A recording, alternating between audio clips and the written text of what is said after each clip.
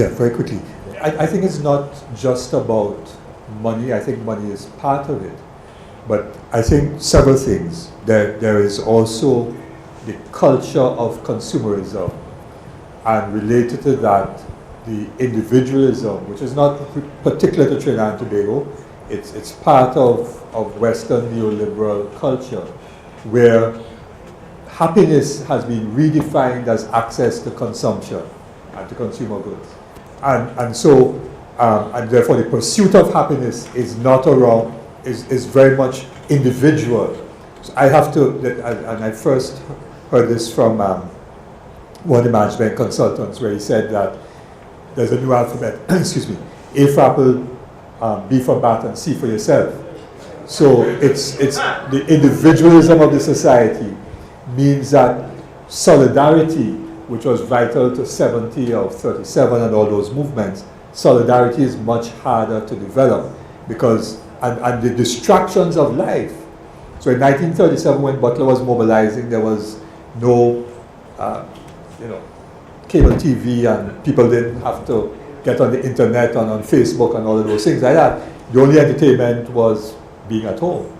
And if you're tired of the same thing, same old every night, then it's better to go out to the meeting, right? So there are things that have changed, and the consumption society has certainly changed attitudes and so on. But there's also something else, and that applies to our generation. I think that there has been a complete or significant breakdown of trust and confidence in leadership, and therefore an absence of vision that is articulated by leadership. So in the 30s, the labor leaders of the day articulated a vision. The nationalist leaders, and we might disagree with them and criticize them, but the Norman Manleys, the Eric Williams and so on, Grant Adams, Marisho, they articulated a vision for the society around which people mobilized and cohered. But let us, if we just did a random survey, what is the vision articulated by this government or the last one for Trinidad and Tobago? And is there something that can therefore motivate us to want to get involved?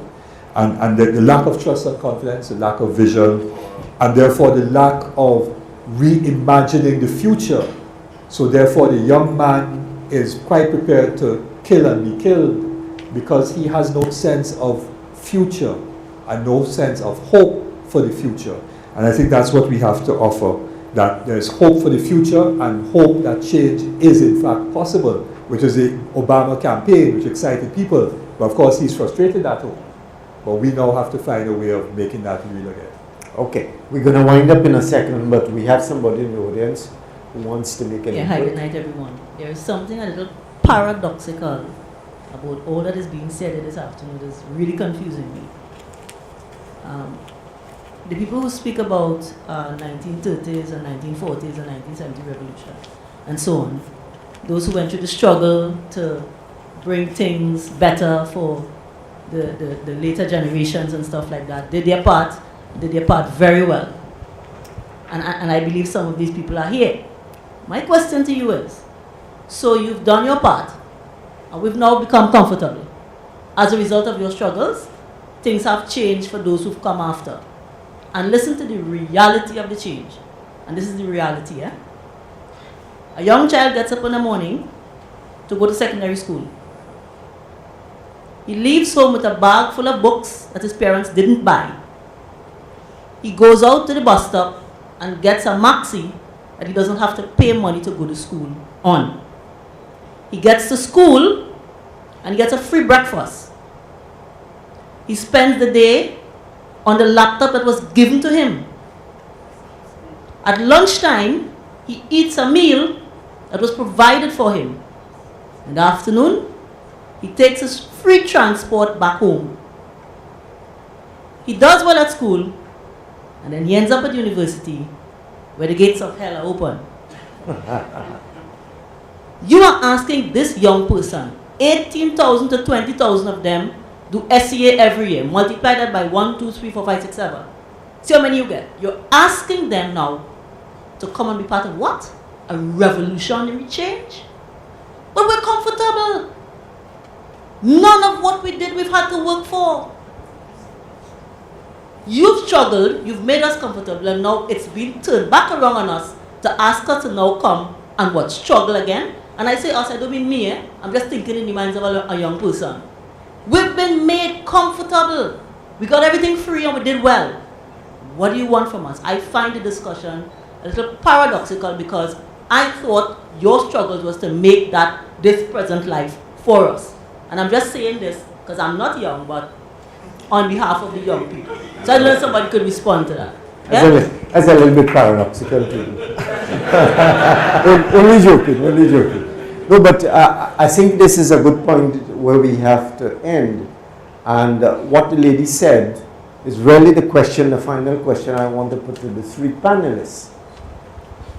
Given all of the circumstances which have been well articulated, the reluctance of the political parties, somebody or everybody said that, to make any change, I think it was David, because the power benefits them, continuing the tribal politics benefits them, the situation with young people, it benefits them, and it is difficult for them to enter into a revolutionary mode as the generations before did.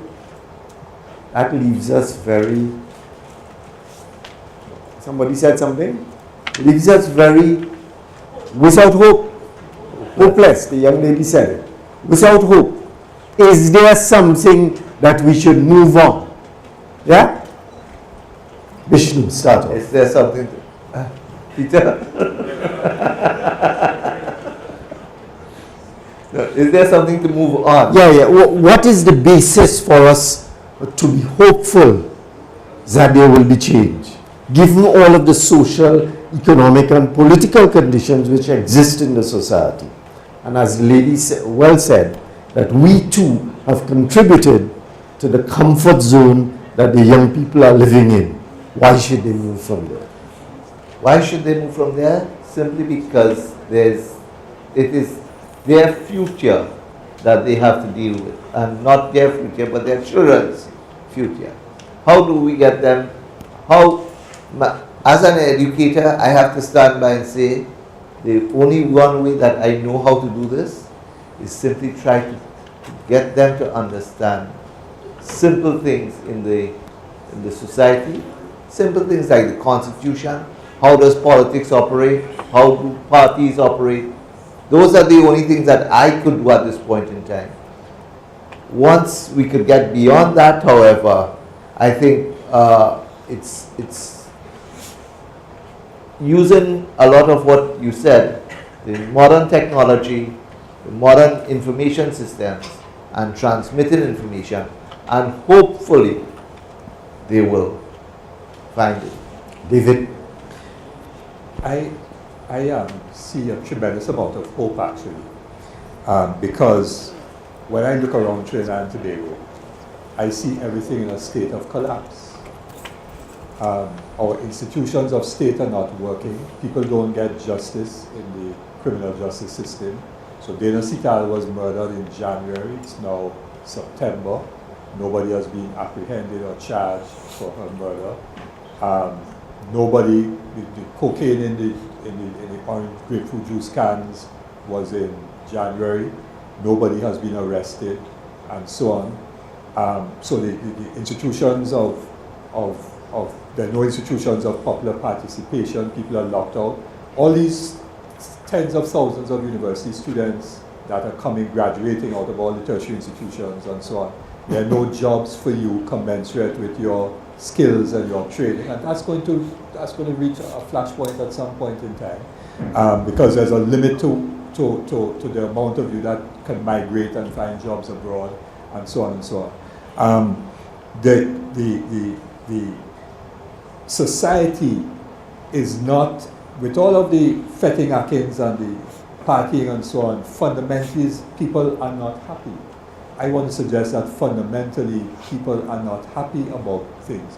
Hence the letters to the editor about the state of governance and the state of this and so on.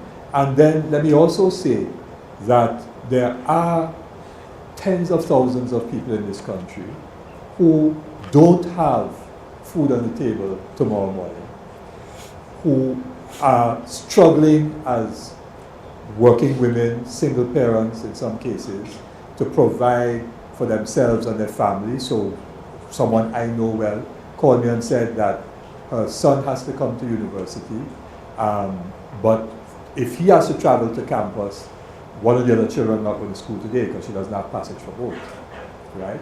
So there are lots of people who are dispossessed in this extremely wealthy country. So inequality and injustice abounds and so on. So at the same time that there are things that mitigate against change, there are lots of things that I believe are pushing change. And it is about whether leaders, it may not be me or Olabisi or Bishnu, it might be one of these young people here, who can come up with the vision and the passion and the energy that offers hope and has the message to bring about that change. But I think it will happen. And funny enough, I think it will happen sooner rather than later. Olabisi. Yeah, the first thing I want to do is and no disrespect, is distance myself from the statement that the sister made, that we made the conditions for, we brought it about, where, you know, this so-called student has everything going for him or her, and everything is provided on a platter for them. Let me just reply to that in two ways. One is, in 1970, we had a slogan in the Black Power movement that we want the whole bread and not the crumbs.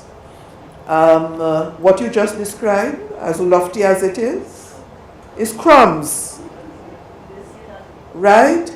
And I, talking for myself, don't think that in terms of the kind of dialogue that I had with people, that I encourage anybody to want crumbs. But it is important, and people have gotten used to and get a certain kind of comfort, even though I don't think it is deep satisfaction around crumbs, right? And the important thing is, where did they get that kind of orientation from?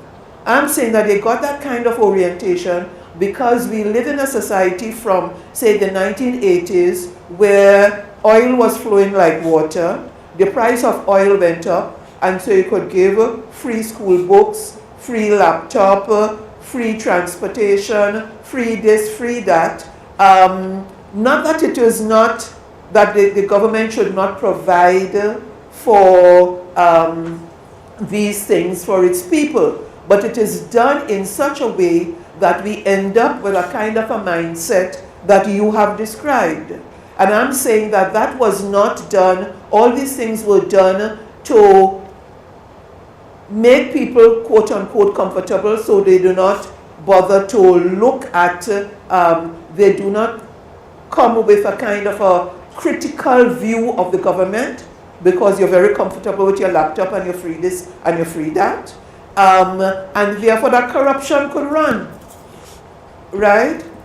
In the same time that you had students getting these niceties, corruption has been deepening in the society. And I say that there is a correlation between the two, right? And so ultimately, things don't last forever. Ultimately, there's going to be a collision, right? And in fact, I'm not saying ultimately, it happens all the time. It is happening right now. Because even as we are talking about a certain category of young people, who probably this room represents, and I wouldn't want to fault it, I say congratulations, you get some young people here. Most of the crowd is young people. And I have come to acknowledge the value of that, you know. So even though we have this crowd here, when you listen to the news, or perhaps you turn away from the news, is some other young people who have a particular kind of lifestyle, who want the same material things that you have, but who are deciding that they are going to use a different route to get those material things. And it is the same 1.3 million of us. They're not over in Mars. They're right here in Trinidad and Tobago. So we have to recognize that this is the society that we're living in.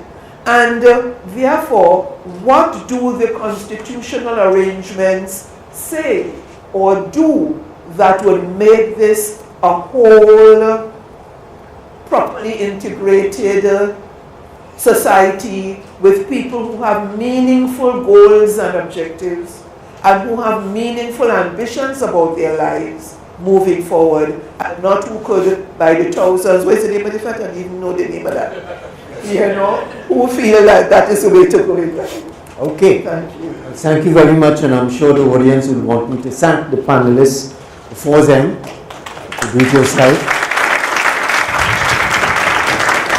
For coming and stimulating the conversation, and I too, like Olabisi and David, and even Bishnu, as a lecturer, I'm happy to see so many young people here who are participating, obviously with some enthusiasm and some interest in what is happening. You know, I intended driving up here, one of the things I wanted to provoke the panelists with, it slipped my mind to say, well, look, the Constitution Amendment Bill has been passed. Where's the big thing now? What are you fussing?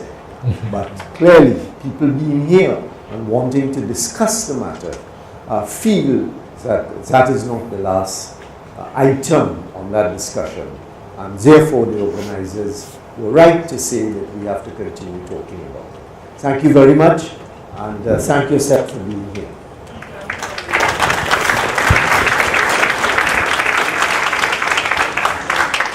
On behalf of the Food Planning Committee, I want to join with the moderator in saying thanks to our discussants, Dr. Kuboni, Mr. Abdulah, and Dr. Ragoonath. So I ask that you give them a round of applause.